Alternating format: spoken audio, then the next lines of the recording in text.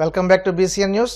పాలకొల్లు శ్రీ క్షీరరామలింగేశ్వర స్వామి కళ్యాణ మహోత్సవాన్ని పురస్కరించుకుని ఉల్లంపర్రు గణసహస్ర భజన మండలి నిర్వహించిన భక్తి గీతాలు ఆహుతులను విశేషంగా ఆకట్టుకున్నాయి. ఆలయ ప్రాంగణంలో నిర్వహించిన కళ్యాణ మహోత్సవంలో భక్తులు విశేష సంఖ్యలో పాల్గొని స్వామిని దర్శించుకుని తరించిపోయారు.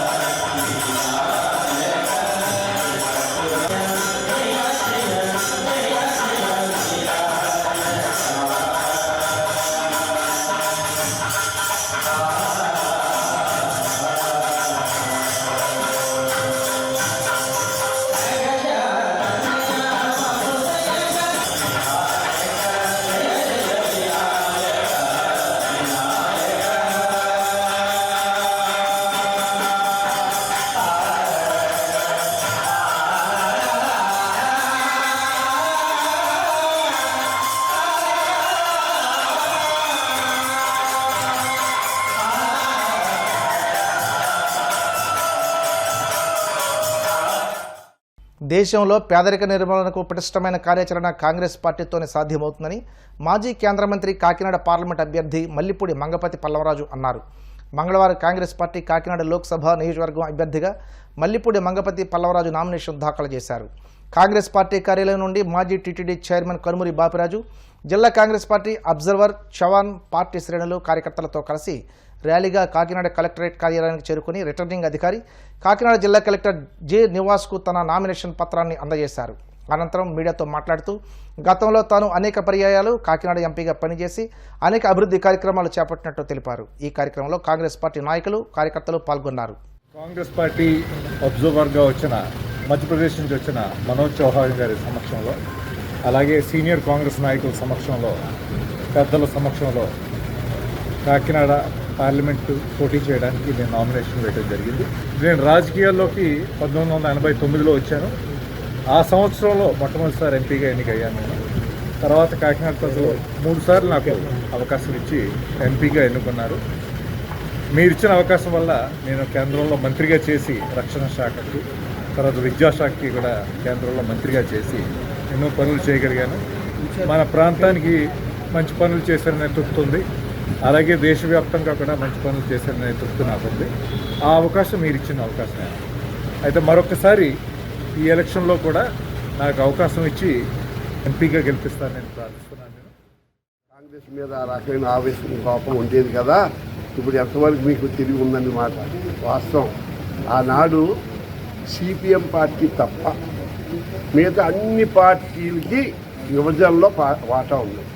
అందులో ఎవరు కాదన్నా కుదరదు. ఎందుకంటే రికార్డులో ఉంది. నేను బయట మాట్లాడింది కాదు, అసెంబ్లీలో మాట్లాడిన మాటలో, ఏగ్రంగా తీర్మానాలు చేసినటువంటి మాటలో. కాబట్టి అయినప్పటికీ అధికారంలో ఉన్న వాళ్ళు మేము కాబట్టి ఆ యొక్క కార్యక్రమాన్ని ఆంధ్రులు ఇష్టపడలేదు, కష్టం తోచింది. దానికి నాతో సహా బలైపోయిన లన్నం ప్రజలకి. అంటే ఈ ప్రజాస్వామ్యంలో ప్రజలంటే ప్రభువులు, వాళ్ళకి హక్కు ఉంది. కాబట్టి వాళ్ళ మనోభావాన్ని దెబ్బతీశారు. కాబట్టే నేను 40 సంవత్సరాల రాజకీయాల్లో ఉన్నాను. నాకు డిపాజిట్ పోయింది. కాబట్టి నీ డిపాజిట్ పోయింది ఆడవలేదు. డిపాజిట్ పోతాయని ముందే తెలుసు నాకు. కానీ నేను నిలబడ్డాను. ఇంకే రాహుల్ గాంధీ గారు చెప్పాను, అయ్యా ఎడదీసినందుకు కారణం అందరూ అయినప్పటికీ కూడా మన పేర పడిపోయింది వాటా. కాబట్టి మేము మట్టికి వెళ్తాం, పార్టీ తరఫున నిలబడతాం. కానీ నా డిపాజిట్లు కూడా పోతాయి. నేను బాధపడను. నా డిపాజిట్ పోయినా పర్వాలేదు, కానీ నా ప్రజలు ఎఫెక్ట్ అవ్వకూడదు. పల్లవరాజు గారు ఆయన కూడా ఉన్నారు రాహుల్ గాంధీ గారి ఇంట్లో. ఆ ఏళ్ళని ప్రత్యేక హోదా గురించి నేను రేట్ చేశాను రాహుల్ గాంధీ గారు ఎదురుగుండా. మేమందరం ఉండగా నమ్మకం కావాలి. ఎందుకంటే నమ్మకం, ఇటువంటి మహానుభావులు నామినేషన్ ఇటువంటి నమ్మకం లేకపోతే ఏం పని లేదు. ఆ పార్టీ మీద విశ్వాసం, ప్రజల మీద నమ్మకం ఇవాళ వెళ్తాం. మేము చెబుతున్నాం, మీరు కావాలంటే మీరు మీ ప్రెస్ వారు ఎక్కడన్నా రండి, నాతో కాదు ఏ కార్యకర్తారని వెళ్ళండి. ఇంటింటికి తిరిగితే ఎవరైనా ఒక ఊరి కాదు ఒక్క ఓటరు ఎందుకు వచ్చావా అని ఎందుకు ఓటేయాలని వాడు ఎవడన్నా ఉంటే ఆ వేళ వస్తే ఉప్పు మీద వేసుకునేవారు, మమ్మల్ని సొత్తేనే ఆశ్రయించుకునేవారు. ఈ వేళ మీద వెళ్ళకపోతే బాధపడతారు, వెళ్తే రండి రండి బాబు రండి బాబు అని చెప్పి రండి బాబు అన్నోళ్ళు ఎంత ఓటేస్తారో నాకు తెలియదు. మళ్ళా కానీ ఇంటింటికి గౌరవిస్తారు. కాంగ్రెస్ వాడు ఏ ఇంటికి వెళ్తే అది గౌరవమే తప్ప అగౌరవపరిచి వాడు. అమలాపురం వైసీపీ ఎంపీ అభ్యర్థి రాపాక వరప్రసాద్ నామినేషన్ దాఖలు చేశారు. అంబేద్కర్ కోనసీమ జిల్లా అమలాపురం పార్లమెంట్ వైసీపీ అభ్యర్థిగా రాపాక వరప్రసాదరావు నామినేషన్ దాఖలు చేశారు. నామినేషన్ వేసేందుకు రాజుల నుండి వైసీపీ శ్రేణులు కార్యకర్తలు ర్యాలీగా వచ్చారు. దాఖలు చేసిన అనంతరం రాపాక మాట్లాడుతూ వైసీపీ ప్రభుత్వం సంక్షేమ పథకాలను పూర్తి స్థాయిలో అమలు చేసిందని అన్నారు. సంక్షేమ పథకాలు పొందిన కుటుంబాలన్నీ వైసీపీకి అండగా నిలిచారని అన్నారు.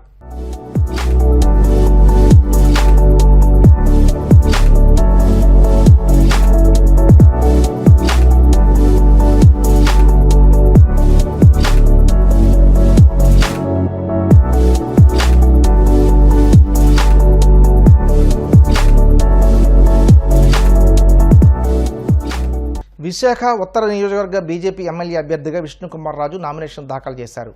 భారతీయ సంస్కృతి పద్ధతిలో విశాఖ బీజేపీ అభ్యర్థి విష్ణుకుమార్ రాజు నామినేషన్ దాఖలు చేసిన తీరు విశేషంగా ఆకట్టుకుంది. గత ఎన్నికల్లో పోటీ చేసి ఓటమి చెందిన విష్ణుకుమార్ రాజు ఈసారి టీడీపీ, జనసేన, బీజేపీ అభ్యర్థిగా ఎన్నికల్లో నిలిచారు. ఈ నామినేషన్ కార్యక్రమంలో ఎంపీ జీవీఎల్, కూటమి పార్టీల నుండి నాయకులు, కార్యకర్తలు పాల్గొన్నారు. నార్త్ నియోజకవర్గంలో నేను ఎమ్మెల్యేగా పోటీ చేస్తున్న సందర్భంలో ప్రజలందరూ కూడా పెద్ద ఎత్తున వాలంటరీగా తరలి వచ్చి ఇక్కడ నామినేషన్ ప్రక్రియలో మాతో పాటు భాగస్వాములైన Telugu Desam party, Bharatiya Janata party, Janasena party నాయకులకి, కార్యకర్తలకి, అభిమానులకి అందరికీ కూడా ముందుగా నేను ధన్యవాదములు తెలియజేసుకుంటున్నాను. అట్లాగే నార్త్ నియోజకవర్గం ఒక ప్రత్యేకమైన నియోజకవర్గంలో పోరాటం జరుగుతుంది. ఇక్కడ నీతి, నిజాయితీ, ధర్మాన్ని ఒక పైకి ఉంటే మేమంతా ఒకవైపునున్నాం. ఉమ్మడి అభ్యర్థిగా విష్ణుకుమార్ రాజు కమలం గుర్తుపై పోటీ చేస్తుండగా వైఎస్ఆర్సీపీ నుంచి కేకే రాజు గారు అనే వ్యక్తి ఇక్కడ నా పైన నార్త్ నియోజకవర్గంలో పోటీ చేస్తున్నారు. వారి సంగతి అందరికీ తెలుసు, ప్రత్యేకించి చెప్పవలసిన అవసరం లేదు. కానీ ప్రజలు మనసు, మైండ్ కూడా జ్ఞాపక శక్తి ఎక్కువ కాలం ఉండదనే ఉద్దేశంతో ఈరోజు నిన్న ఇప్పుడు వారు నామినేషన్ వేయడం జరిగింది. నార్త్ నియోజకవర్గంలో రౌడీజాన్ని ఎవరు ఒప్పుకోరు, అది మాత్రం గుర్తుపెట్టుకోవాల్సిన అవసరం ఉంది.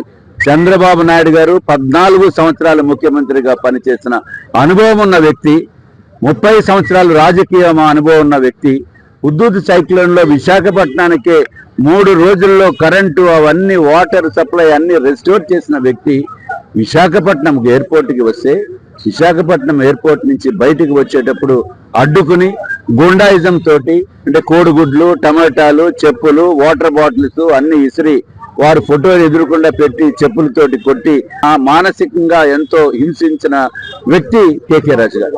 అసెంబ్లీలో ఈ నియోజకవర్గాన్ని రిప్రజెంట్ చేసి విశాఖ నార్త్ అభివృద్ధికి ఎంతో కృషి చేసినటువంటి విష్ణుకుమార్ రాజు గారు ఖచ్చితంగా మరొకసారి పెద్ద మెజారిటీతో ఈ ఎన్నికల్లో గెలుస్తారన్నటువంటి నా సంకల్పంతో, గెలవాలన్న సంకల్పంతో గత 5 సంవత్సరాలుగా ప్రజలకు చేరువుగా ఉంటూ పనిచేస్తున్నారు. దేశవ్యాప్తంగా నరేంద్ర మోదీ గారి నాయకత్వంలో హవా వీస్తోంది. మళ్ళీ మరోసారి ప్రధానమంత్రి, మరోమారు మోదీ సర్కారు అనేటువంటి పేరుతో దేశమంతా కూడా మోదీ హవా నడుస్తోంది. అదేవిధంగా ఆంధ్రప్రదేశ్ లో భారతీయ జనతా పార్టీ పోటీ చేసే అన్ని స్థానాల్లో కూటమి అభ్యర్థిగా వీరు గెలుపొందుతారని, అందులో విశాఖపట్నం భారతీయ జనతా పార్టీకి, విశాఖ ప్రజలు ఎప్పుడూ కూడా భారతీయ జనతా పార్టీని, ఈ కూటమిని కూడా గతంలో ఆదరించారు.